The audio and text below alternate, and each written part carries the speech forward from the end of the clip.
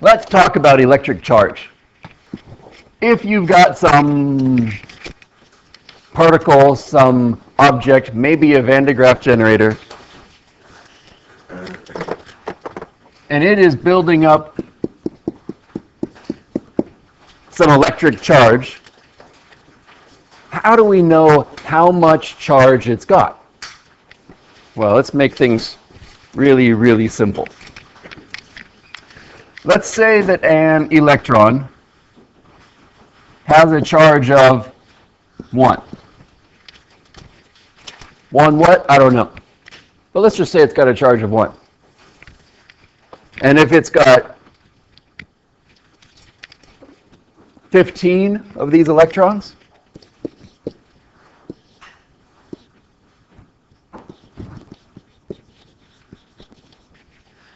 then the total charge is 15. Total charge will be just the sum of all of those individual charges.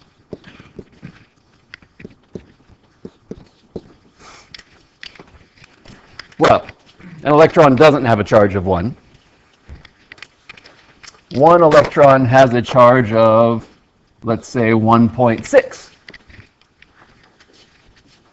If a single electron has a charge of 1.6, then how much charge will 15 electrons have?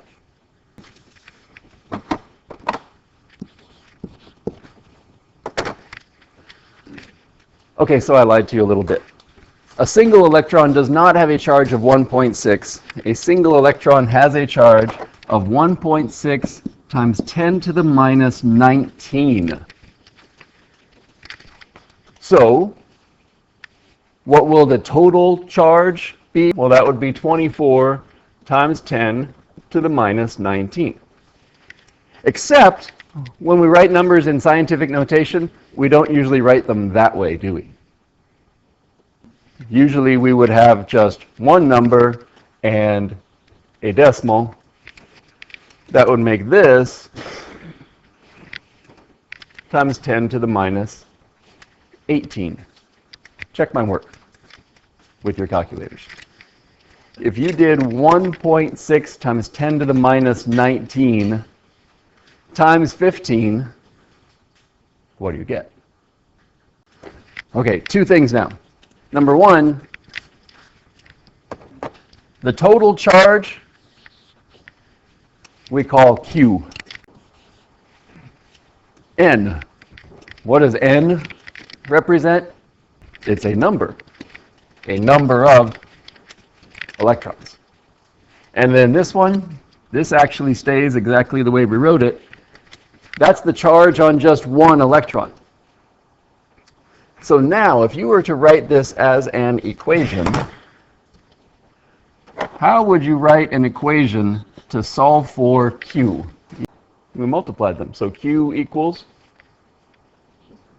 E times N, or for some reason people usually write it N times E.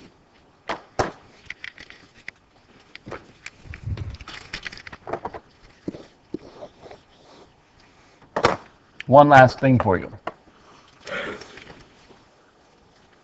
1.6 times 10 to the minus 19, what? We always have to write some units. The unit of electrical charge is the coulomb, abbreviated C. And that gives you some idea about why we use this variable Q to represent how much total charge there is. It's a coulomb. Get it? Coulomb. Okay. Let's give number one a try. Lightning bolt transfers about 23 coulombs to Earth. How many electrons is this when 23 coulombs of charge get transferred? So, what are we given here? We are given, so Q equals 23 coulombs.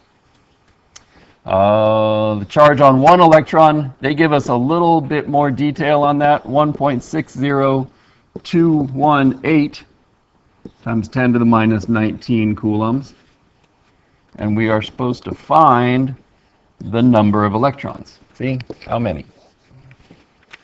We just said Q equals N times E. So how do you solve for N? How do you get the E over here? So that's Q divided by E. 23 divided by 1.60218 E minus 19. Now, the charge on one electron is not very big at all. So to move that much charge, 23 coulombs, is going to take a lot of electrons. You divide by a really small number, you're going to get a really big number.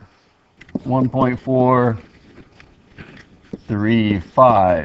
E20.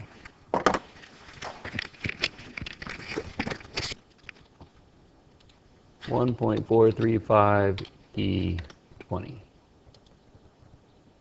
That's better. There we go.